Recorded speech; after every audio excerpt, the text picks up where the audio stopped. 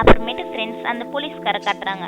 அந்த போலீஸ்காரும் க்ரைனை வச்சு ஒரு புதுசாக ஒரு தீவை கண்டுபிடிச்சிட்டாரு. அதுதான் இந்த கேம் நடத்துகிற தீவையும் அவர் கண்டுபிடிச்சிட்டு பிறகு நான் அந்த இதை கண்டுபிடிச்சிட்ட க்ரைன் அங்கே விடுங்க அப்படின்னு சொல்லிட்டு எல்லாரும் அந்த தீவை நோக்கி இப்போ வராங்க ஃப்ரெண்ட்ஸ். அப்புறமேட்டு நம்ம அந்த டிடெக்டிவ் கூட ஒருத்தர் இருப்பார்ல, கேப்டனை பற்றி கூட நான் தெரிஞ்சுக்கிட்டு வரேன் அப்படின்னு சொல்லிட்டு போயிருப்பார்ல, அவரும் கேப்டனோட வீட்டுக்குள்ளே போயிருப்பார். வீட்டுக்குள்ளே போனால் நம்ம சோல்ஜர்ஸ்லாம் போட்டிருப்பாங்கல்ல, அதே ட்ரெஸ் அங்கே இருக்குது ஃப்ரெண்ட்ஸ். அந்த ட்ரெஸ்ஸு, கொஞ்சம் காசு, அப்புறமேட்டு அந்த சேல்ஸ்மேன் அவர் கூட சேர்ந்து இவர் ஃபோட்டோ எடுத்தது எல்லாத்தையுமே நம்ம அந்த கூலியால் பார்த்துருவான். பார்த்துட்டு அப்போலாம் அந்த கேப்டனும் அவங்க கூட சேர்ந்து வந்தானா அப்படின்னு சொல்லிட்டு இவன் நினச்சிட்டு இருக்கும்போது கேப்டன் வளர்த்த நாய் ஒன்று வந்துடும் ஃப்ரெண்ட்ஸ். அது நல்லா குண்டு ரெடின்னு இருந்துச்சா, அந்த நாய் குட்டியாக வர இருந்துச்சு.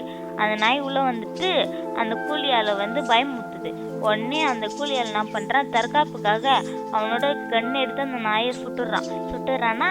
சுட்ட பிறகு இந்த சவுண்டு கேட்டு உள்ள போலீஸ்காரெல்லாம் உள்ளே வந்துடுறாங்க ஃப்ரெண்ட்ஸ்.